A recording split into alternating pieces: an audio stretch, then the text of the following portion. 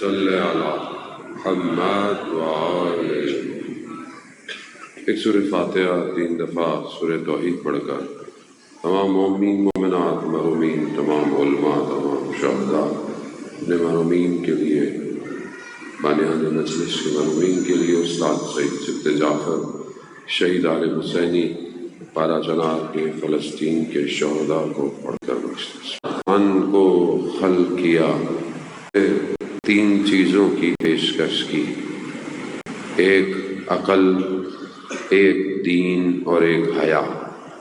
3 چیزوں کی اسے کہ ان 3 چیزوں میں سے کسی ایک کا انتخاب کرے، یا عقل کو لے لے، یا دین لے لے، یا پھر حیا لے لے۔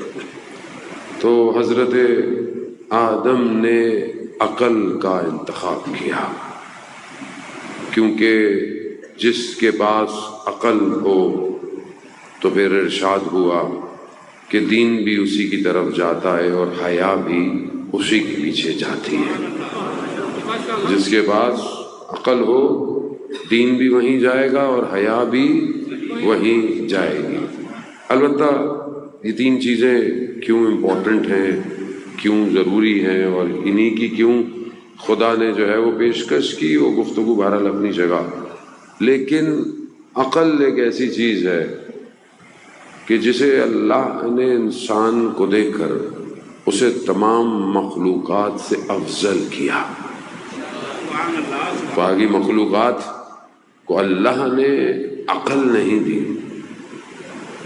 سسٹم دیا، چونٹیوں کو دیا، شہد کی مکھی کو دیا، اور بھی حشرات ہیں بہت سارے، پورا سسٹم ہے۔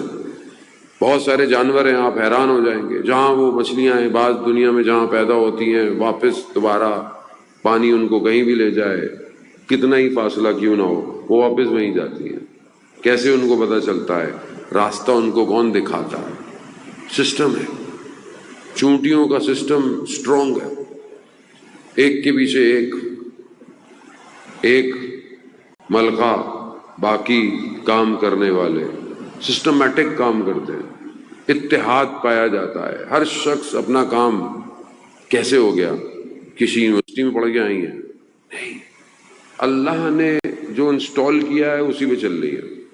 شہد کی مکھی قرآن کہہ رہا ہے، ہم نے اس کو وہی بھیجی، پھولوں سے رس لو، جمع کرو اور اس سے شہد بنایا، کہا اس میں ہم نے شفا رکھی ہے۔ 500 سال پہلے مکھی جو شہد بناتی تھی، کیا اس نے آج 2024 میں اس نے آئی فون بنایا؟ اتنی سسٹمیٹک تھی، جو کہا ہے بس وہی کرے گی، اس کا سسٹم ہے۔